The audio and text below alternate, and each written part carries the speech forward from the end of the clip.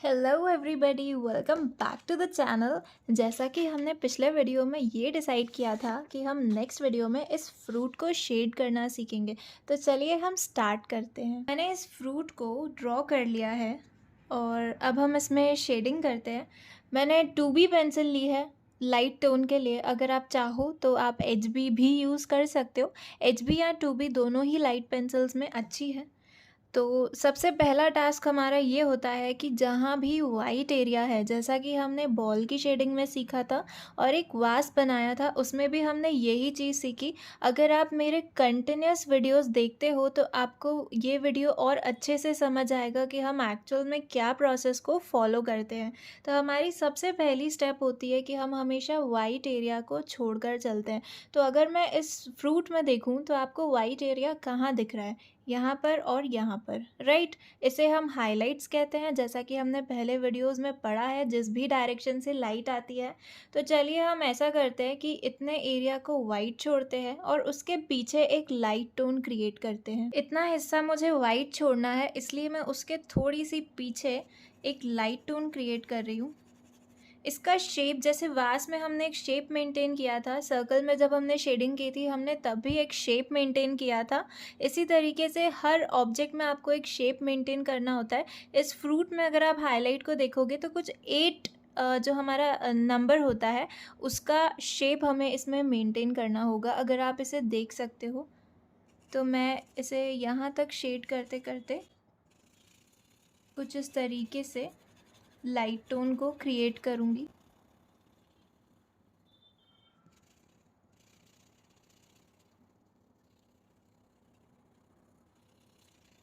As you can see कि मैंने पूरे एरिया में एक लाइट टोन बना दिया है। अगर मैं एकदम से इतना डार्क टोन लूँगी तो मैं उसे इरेज़ नहीं कर पाऊँगी, अगर वो मुझसे गलत हो गया।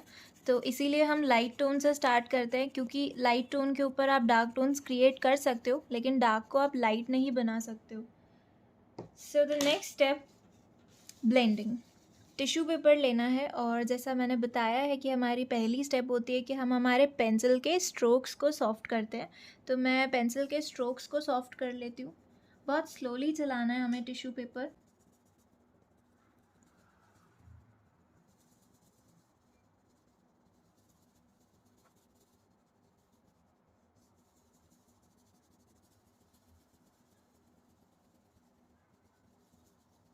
मेरी अगली स्टेप है कि मैं वाइट और जो टोन मैंने क्रिएट करा है उनके बीच में टिश्यू पेपर चलाऊं, सो दैट मेरे टोन्स आपस में भी मिक्स हो जाएं।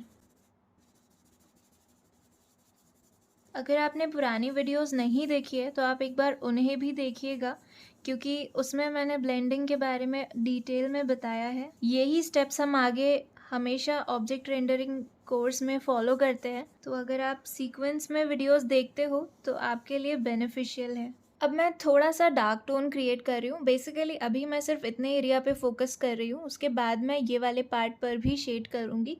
तो क्योंकि मैंने अब लाइट टोन क्रिएट कर दिया है तो मैं इससे थोड़ा सा इसका डार्क टोन और ऐड करूँगी। जैसे हमने बॉल में और वास में देखा था कि हम एक एक स्टेप पीछे आते जाते हैं जब हमारा डार्क टोन क्रिएट करते हैं, तो इसमें भी हम वही चीज़ अप्लाई करेंगे। पहले के कंपैरेटिवली मैं थोड़ा सा डार्क टोन और इसमें ऐड करूँगी। कुछ इस तरीके से ये यहाँ आगे तक होगा, जैसा कि इसमें एक 3 शेप, या अगर हम हिंदी का ह समझें तो इसमें कुछ इस तरीके से शेप मेंटेन हुआ है, 8 3 या फिर ह। आप कोई सा भी एक चीज़ समझ सकते हो।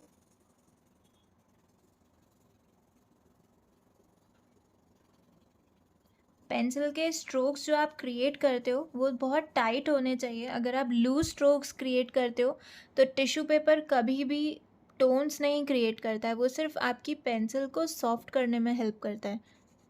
तो अगर आप ऐसी पेंसिल चलाओगे तो वो इसी को ही सॉफ्ट करेगा, ऐसा नहीं होगा कि आपकी गैप्स को फिल करेगा। तो ये गैप्स आपको ही फिल करनी है प्रॉपरली पेंसिल से। मेरी हर टिप को अगर आप बहुत अच्छे से सुनकर अप्लाई करते हो तो आप शेडिंग बहुत अच्छे से सीख सकते हो। सी, हमने एक डार्क टोन इसमें ऐड किया है और अब हम इसे ब्लेंड करेंगे। वही स्टेप्स फॉलो होंगी। सबसे पहले हम पेंसिल के स्ट्रोक्स को सॉफ्ट करेंगे, बहुत स्लोली स्लोली करना है।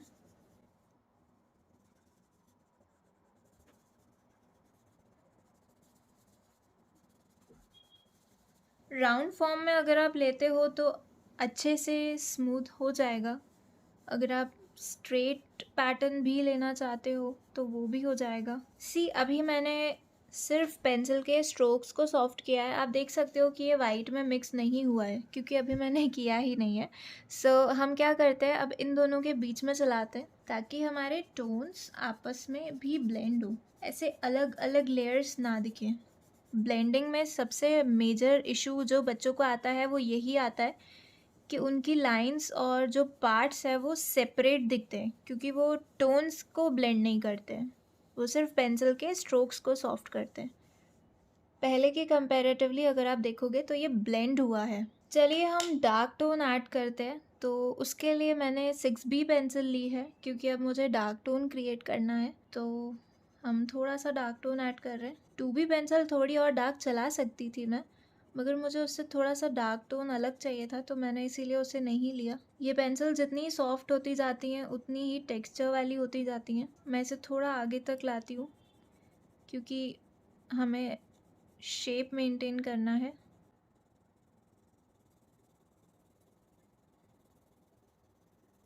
लूज स्ट्रोक्स नहीं होने चाहिए, प्रॉपर गैप फिलिंग होना चाहिए। लूज स्ट्रोक्स आपके ब्लेंड नहीं होंगे।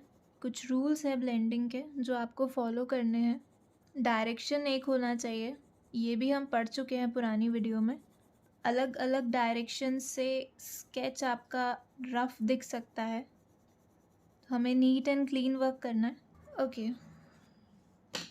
Again tissue paper and I will blend it softly. Be gentle.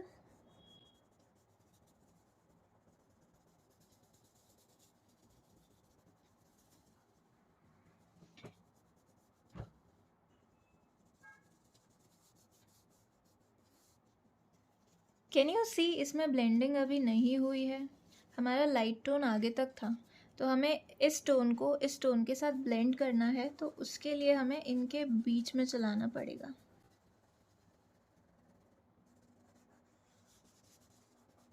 Now it's looking blended.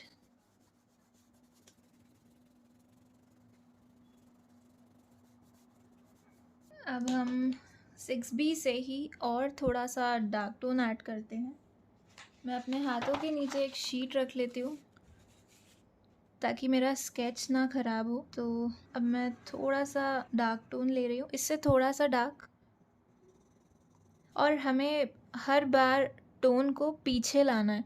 Light tone हमने यहाँ तक किया था, फिर उसके बाद उसका थोड़ा डार्क यहाँ तक और उसका डार्क यहाँ पर। अब ये वाला टोन मैं और पीछे लाऊंगी क्योंकि जब मैं टिश्यू पेपर चलाती हूँ ना दो टोन्स के बीच में, तो वो एक और लेयर क्रिएट करता है उन दो टोन्स के बीच की। दैट मीन्स उन दोनों टोन्स के बीच में एक और उन दोनों के बीच का टोन क्रिएट होता है। तो हम इसीलिए उसे थोड़ा सा पीछे लेंगे ताकि वो आपस में ब्लेंड हो पाए। ये टोन और ये टोन, इसके बीच में जब मैं टिश्यू पेपर चलाऊंगी तो इन दोनों का ही एक मिडिल टोन क्रिएट होगा।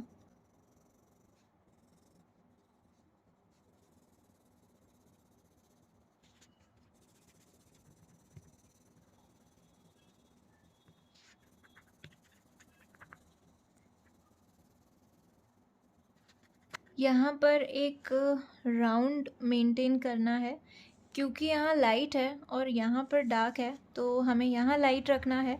यही टोन वहीं यही किया हुआ है, तो मैं इसे थोड़ा सा यहाँ से लेती हूँ डार्क टोन को, सो दैट मैं इसका एक राउंड मेंटेन कर पाऊँ।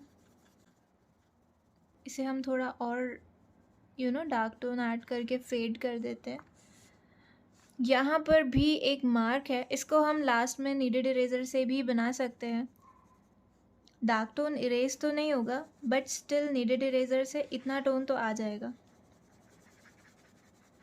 क्योंकि वो सुपर वाइट नहीं है। अगर सुपर वाइट होता तो हम फिर भी उसको स्टार्टिंग से वाइट छोड़ के चलते, बट क्योंकि वो लाइट टोन है तो हम किसी भी डार्क टोन को थोड़ा सा इरेज करेंगे तो वो चीज़ क्रिएट हो जाएगी।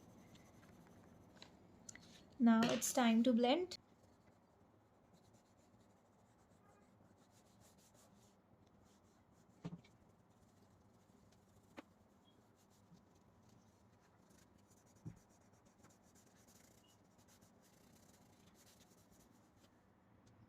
Now let's add dark tone. I am using 10B pencil to create that tone. यहाँ पर थोड़ा सा लाइट टोन है और इसके साइड में एक टोन किया हुआ है, तो हम भी यही चीज़ फॉलो करेंगे। आप चाहो तो लास्ट में इरेज कर सकते हो नीडेड इरेजर से, अदरवाइज़ हम ये भी कर सकते हैं कि उतना यही टोन यहाँ पर भी है तो मैं इतना हिस्सा भी छोड़कर चल सकती हूँ, लाइक दिस। और इसके साइड में मैं शेड क्रिएट करती हूँ।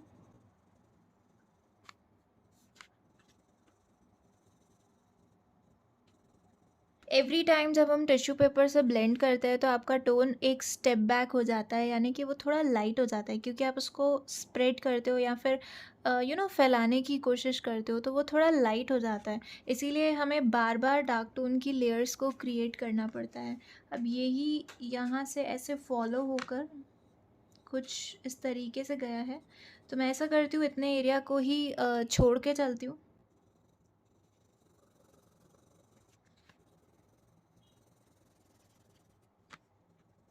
टोन आपको देखना है कि जैसे मैंने यहाँ पर ऊपर काफ़ी डार्क करा है, नीचे थोड़ा सा लाइट टोन किया है, तो टोन्स आपको देखने पड़ते हैं कि कहाँ पर कैसा टोन किया हुआ है। जैसे यहाँ पर काफ़ी डार्क है, अगर आप इसमें देखोगे तो आपको ज़्यादा डार्क दिखेगा, बट वही चीज़ नीचे वाली साइड पर बॉटम एरिया में नहीं है, तो जैसा टोन होगा हम वैसा ही क्रिएट करेंगे।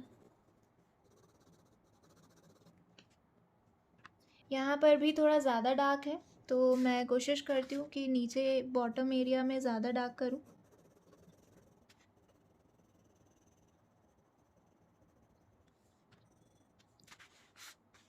यहाँ पर मैंने थोड़ा ज़्यादा डार्क किया है, एंड ये वाला पार्ट हमें वैसे भी थोड़ा लाइट ही रखना है। यहाँ पर थोड़ा डार्क होगा तो मैं इसे डार्क कर देती हूँ।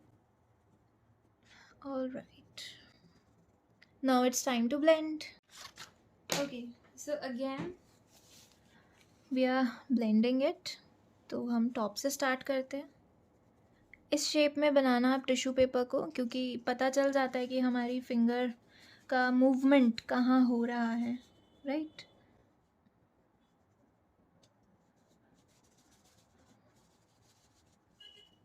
ये वाला टोन ऑटोमेटिकली और लाइट हो गया क्योंकि मैंने टिश्यू पेपर चलाया। तो ये चीज़ें हमें ध्यान रखनी है।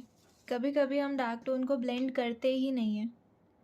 जैसे अब जो मैं टोन इसमें ऐड करूँगी 10B का डार्केस्ट वाला, उसे मैं ब्लेंड नहीं करूँगी, क्योंकि एवरी टाइम जब मैं ब्लेंड करती हूँ तो उसका टोन एक लाइट हो जाता है, तो एक्चुअल में जो मुझे टोन चाहिए वो मुझे नहीं मिल पा रहा है।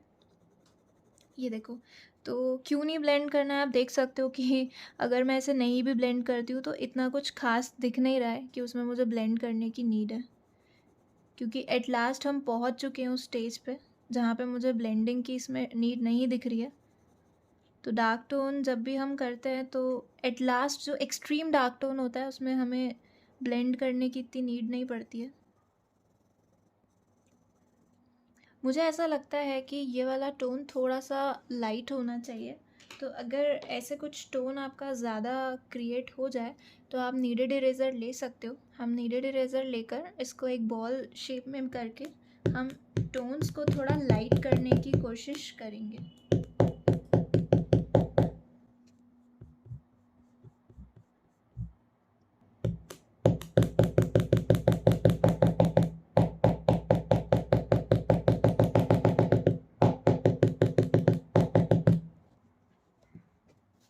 हम टिश्यू पेपर ले लेते हैं, क्योंकि ऑलरेडी टोन है वहाँ, तो हम इसे सॉफ्ट कर देते हैं।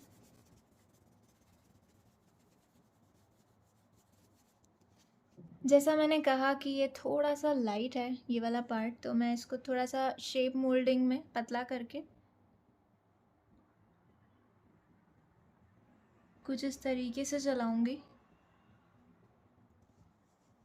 अगेन आप एक स्टम्पिंग टूल ले सकते हो अगर आपको इसको थोड़ा और पतला करना है, तो कॉर्नर एरियाज़ के लिए। मैंने बहुत ज़्यादा लाइट कर दिया, तो मैं इसे वाइट को थोड़ा सा फेड करने की कोशिश कर रही हूँ। So now this part left, but also this has to be blend. इसे नहीं ब्लेंड किया, मैं स्टम्पिंग टूल से ही कर देती हूँ। और मुझे ऐसा लगता है कि इसमें और थोड़ा डार्क होना चाहिए टोन। यहाँ जो हमने लास्ट टोन ऊपर ऐड किया वैसे ही नीचे भी होना चाहिए। इसे मैं ब्लेंड नहीं कर रही हूँ, जो मैंने एक्सट्रीम डार्क टोन क्रिएट किया है, क्योंकि ब्लेंड करने की नीड भी नहीं है, और अगर ब्लेंड करोगे तो वो फेड हो जाएगा। इस वाली साइड पे अगर मैं देखूँ तो मुझे कौन सा टोन दिख रहा है, लाइट टोन। तो मैं कोशिश करती हूँ यहाँ पर एक लाइट टोन क्रिएट करने की। मैं इसे थोड़ा सा जूम करती हूँ ऊपर की साइड पे। तो यहाँ पर थोड़ा वाइट कम है, तो हम इसे थोड़ा सा कम कर देते हैं। यहाँ पर मैं एक टोन क्रिएट कर देती हूँ ताकि मैं ब्लेंड करूँ तो वो वाइट एरिया कवर हो जाए। और ये थोड़ा आगे तक है। HB पेंसिल ली है मैंने अभी।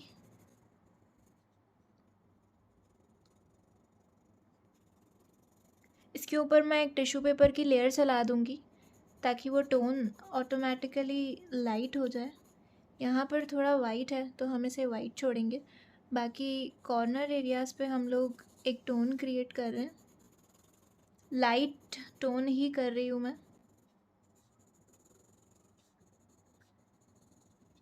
जितने प्रॉपर स्ट्रोक्स आप बनाओगे उतना प्रॉपर ब्लेंडिंग होगा। तो स्ट्रोक्स अच्छे बनाने हैं आपको, इस चीज़ का ध्यान रखना है। टिश्यू पेपर ले लेती हूँ मैं इसके ऊपर एक लेयर चला देती हूँ सो दैट ये लाइट हो जाए। और अब हम ये जो कॉर्नर पार्ट है इसको ब्लेंड करते हैं। सबसे पहले तो जो स्ट्रोक्स आपने बनाए हैं आप उसको ब्लेंड करोगे। देखो ये सेपरेट लेयर्स क्रिएट हो गई वाइट और इसकी। तो हमें ये नहीं चाहिए, तो हम क्या करेंगे, इन दोनों के बीच में चलाएंगे ताकि ये आपस में ब्लेंड हो जाए। पेंसिल को सॉफ्ट करना is not blending, you are just blending pencil के स्ट्रोक्स ओनली। तो हमें क्या करना है, हमें टोन्स को भी आपस में मिलाना होता है, लाइक दिस। थोड़ा सा डार्क टोन ऐड करना है, 6B पेंसिल हम ले सकते हैं कॉर्नर पार्ट में, क्योंकि थोड़ा सा डार्क है। तो स्टार्टिंग हम हमेशा HB से ही करते हैं जैसा हमने सीखा है। और बाकी अगर थोड़ा सा डार्क टोन ऐड करना है तो आप 6B ले सकते हो, 4 भी इनफ है, 4 से भी कर सकते हो। Alright, again tissue paper and then blending. अगर आपको लगता है कि आप इतने कॉर्नर एरियाज़ में टिश्यू पेपर से नहीं कर सकते हो तो आप स्टम्पिंग टूल को भी यूज़ कर सकते हो।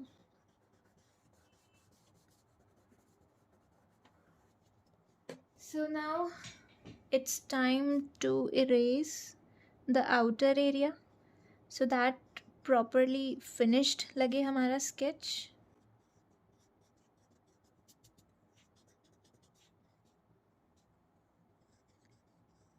ये स्टिक इरेज़र होता है, अगर आप चाहो तो आप ये भी परचेज़ कर सकते हो।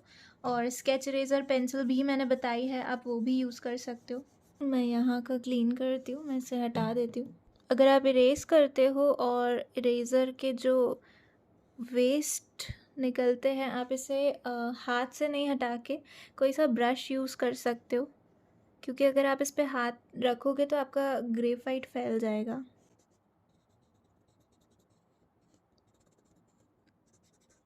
इस बात का आपको बहुत ध्यान रखना है कि आप ध्यान से इसका आउटर इरेज करें। Now it's completed. हम अगर स्टेम और लीफ की बात करें तो ये हमारा डिटेल शेडिंग में कवर होता है पार्ट, जो कि हम आगे वीडियोस में पढ़ेंगे। लेकिन अभी के लिए हमें क्या करना है इसमें, अगर आप इस असाइनमेंट को ड्रॉ करते हो तो हम सिर्फ ये देखते हैं कि वाइट एरिया कहाँ है और लाइट टू डार्क टोन कैसे क्रिएटेड है। तो अगर मैं स्टेम पर देखूँ तो यहाँ वाइट तो नहीं है, लेकिन एक यहाँ लाइट टोन है, और यही लाइट टोन के बाद आपका यहाँ पर आते आते आपने डार्क किया है। जैसे हमने बॉल वगैरह में सीखी थी लेयरिंग, सेम वैसे हम यहीं पे करेंगे। लीफ डिटेल शेडिंग का पार्ट है तो उसे हम आगे पढ़ेंगे। इसे मैं स्टम्पिंग टूल से ब्लेंड कर लेती हूँ। और क्योंकि ये लाइट टोन के पास में डार्क टोन है तो एकदम से डार्क तो नहीं देना है, थोड़ा सा डार्क टोन करेंगे, फिर हम इसे ब्लेंड करेंगे वापस से। पहले चाहे आप टिश्यू पेपर से करो या स्टम्पिंग टूल से, पहले आपको स्ट्रोक्स को ही ब्लेंड करना है। अब क्योंकि अब टिश्यू पेपर में आप एवरी टाइम नया साइड लेते हो, तो इसमें भी हमें नया साइड लेना है। तो नए साइड के लिए आपको इससे पहले सैंड पेपर पे क्लीन करना होगा। सैंड पेपर पे जब आप इसे क्लीन करते हो तो ये जो भी ग्रेफाइट चिपका होता है ये रिमूव हो जाता है। रिमूव करने के बाद आप उन दोनों के बीच में इसे यूज़ कर सकते हो। अब मुझे ऐसा लगता है कि अब अगर मैं डार्क टोन क्रिएट करूँगी तो मुझे ब्लेंड करने की ज़रूरत नहीं पड़ेगी, एज़ यू कैन सी। और यहाँ पर थोड़ा सा स्टेम के नीचे डार्क टोन है, तो मैं यहाँ पर और क्रिएट कर देती हूँ। So finally our assignment done.